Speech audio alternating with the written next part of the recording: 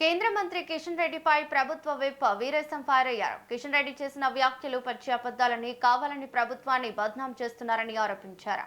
రైతులు కిషన్ రెడ్డిని అసహించుకుంటున్నారని మండిపడ్డారు. కేంద్ర తెలంగాణ ప్రజలపై విషం చిమ్ముతున్నారని, రాష్ట్రంలో కాంగ్రెస్ ప్రభుత్వం ప్రణాళికాబద్ధంగా ధాన్యం కొనుగోలు చేస్తుందని తెలిపారు. బీఆర్ఎస్ ఏజెంట్ పార్టీ బీజేపీ అంటూ ఎద్దేవా చేశారు. కేంద్రంలో కిషన్ రెడ్డిని ఎవరు పట్టించుకోవటం లేదని, మోదీ షాలు పక్కకు పెట్టారని విమర్శలు గుప్పించారు.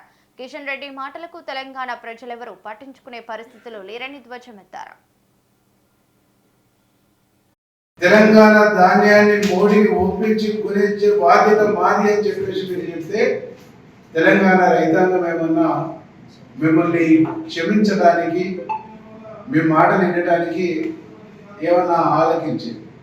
కానీ మీరు తెలంగాణ ఓట్లతో గెలిచి, తెలంగాణ రైతుల దయాదాక్షిణాలతో గెలిచి, తెలంగాణ ప్రాంతం నుంచి గెలిచి, పచ్చి తెలంగాణ ద్రోహులుగా, బీఆర్ఎస్ ఏజెంట్లుగా ఈ రాష్ట్ర ప్రభుత్వం పైన, మా ముఖ్యమంత్రి పైన విషం చెప్పడానికి, విషం కట్టడానికి ప్రయత్నం చేస్తారు తప్ప రాష్ట్ర ప్రయోజనాల కంటే ముఖ్యం మీకు రాజకీయ ప్రయోజనాలు ముఖ్యంగా ఉన్నాయి తప్ప రాష్ట్ర ప్రయోజనాలు, ప్రజల ప్రయోజనాలు, రైతుల ప్రయోజనాలు ఏ పోషణ మీకు లేవు అనేది చాలా స్పష్టంగా అర్థమవుతుంది.